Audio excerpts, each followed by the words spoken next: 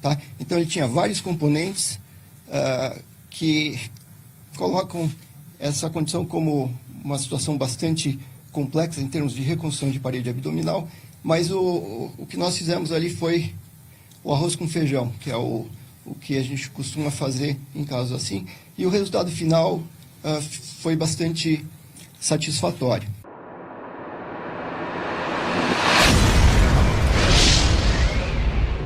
Eu já enfrentei criminoso com fuzil e sei o que é trocar tiro com vagabundo, sei o que é perder um colega de trabalho, sei o que é ir no cemitério e ver a família de um policial chorando e vocês do Direitos Humanos não fazem nada. Deus, pátria, família e liberdade. Bom dia a todos. Me chamo Leandro Echenique. Ok, vamos lá. Bom dia a todos. Eu me chamo Leandro Echenique, eu sou cardiologista e eu acompanho a saúde do ex-presidente Bolsonaro desde 2018, quando ele tomou a facada, né? E desde então foram ao total de 7 procedimentos cirúrgicos, como vocês bem sabem, uns menos complexos, mais simples, outros muito complexos ao longo de todos esses anos.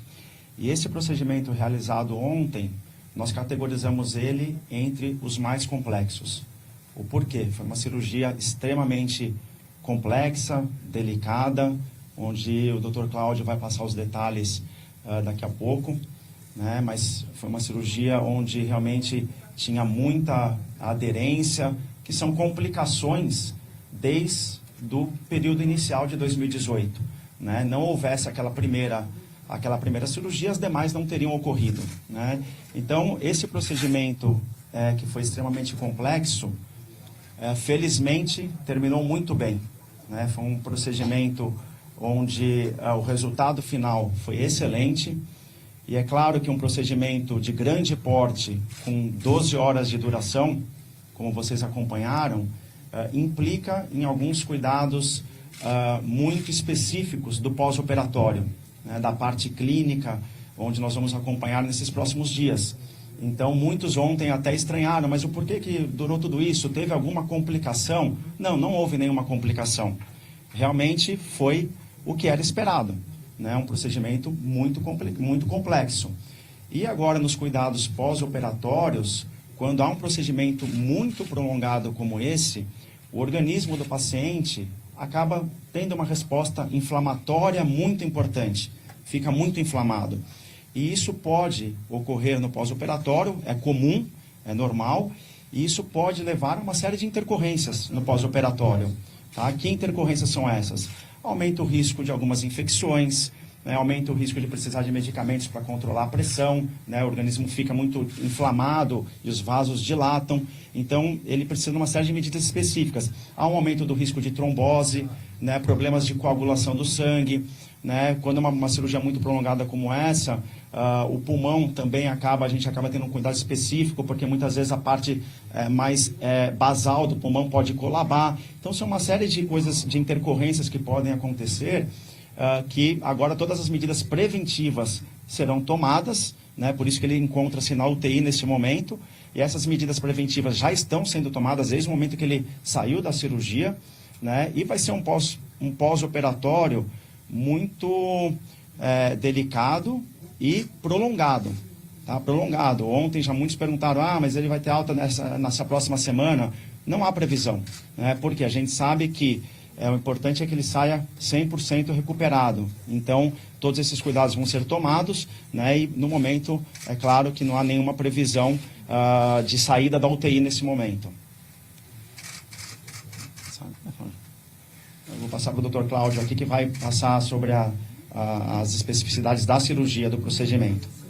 Bom dia a todos. Eu sou o Dr. Cláudio Birolini, fui eu que conduzi o ato operatório ontem do presidente. Peço desculpas pelo cancelamento da entrevista coletiva de ontem. Foi um pedido nosso, da equipe, porque depois de 12 horas de cirurgia nós estávamos todos muito cansados. Com relação à sequência de eventos, na primeira avaliação em Natal, o presidente estava estável, mas ao longo do sábado para o domingo, ele mantinha sempre um quadro de distensão abdominal, um desconforto abdominal persistente, e o que nós notamos foi uma elevação dos marcadores inflamatórios, que é o PCR. E chegando aqui em Brasília, nós optamos por trazê-lo aqui para Brasília, e na chegada a Brasília foi repetida uma tomografia que mostrou que ele mantinha um quadro de distensão abdominal, apesar de quase 48 horas de tratamento clínico, que a gente diz, que é descompressão do tubo digestivo, jejum, etc. Isso, associado ao achado da tomografia e a essa elevação do PCR, nos levou a indicar o tratamento cirúrgico. A decisão tomada, a cirurgia foi conduzida durante todo o dia de ontem, e eu já tinha em mente que seria um procedimento bastante complexo e bastante trabalhoso, em função de uma experiência prévia com casos semelhantes. A grosso modo, a situação do ex-presidente era a seguinte: era um abdômen hostil, múltiplas cirurgias prévias, aderências causando um quadro de obstrução intestinal e uma parede abdominal bastante danificada em função da facada, em função das cirurgias prévias. E isso já nos antecipava o fato de que seria um procedimento bastante complexo e bastante trabalhoso. Para vocês terem uma ideia, para a gente conseguir acessar a cavidade abdominal do ex-presidente, foram praticamente 2 horas de cirurgia, mais umas 4 ou 5 horas de liberação de aderências. E uma vez finalizada essa parte do procedimento, a gente começa a segunda etapa, que é a etapa de bolar uma estratégia de reconstrução, tá? Porque tem diversas alternativas e a gente tem que decidir qual que é a melhor forma de recolocar as coisas no lugar. Então, só para terem uma ideia, a liberação dessas aderências é feita de forma milimétrica praticamente. Se você liberar um intestino que tem 3,5 metros, você vai centímetro por centímetro, tomando cuidado para não lesar o intestino.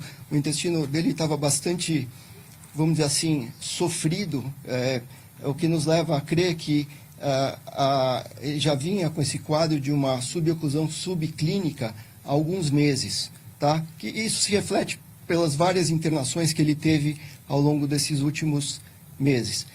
Isso também contribuiu para a decisão da tomada, da decisão de uma intervenção cirúrgica. Bom, liberamos todas essas aderências, o intestino dele foi liberado desde o início até o final, foi revisto várias vezes para que não ficasse escondida nenhuma lesão desapercebida. O intestino foi reposicionado de forma ordenada na cavidade abdominal e nós reconstruímos a parede da forma que consideramos a mais adequada no momento. É importante que vocês saibam que reconstrução de parede abdominal nessas condições não aparece, não está escrito no livro o que é que você tem que fazer. Você tem que tomar uma decisão em função do achado, tá? Então ele tinha vários componentes que colocam essa condição como uma situação bastante complexa em termos de reconstrução de parede abdominal, mas o que nós fizemos ali foi o arroz com feijão, que é o que a gente costuma fazer em casos assim, e o resultado final foi bastante satisfatório.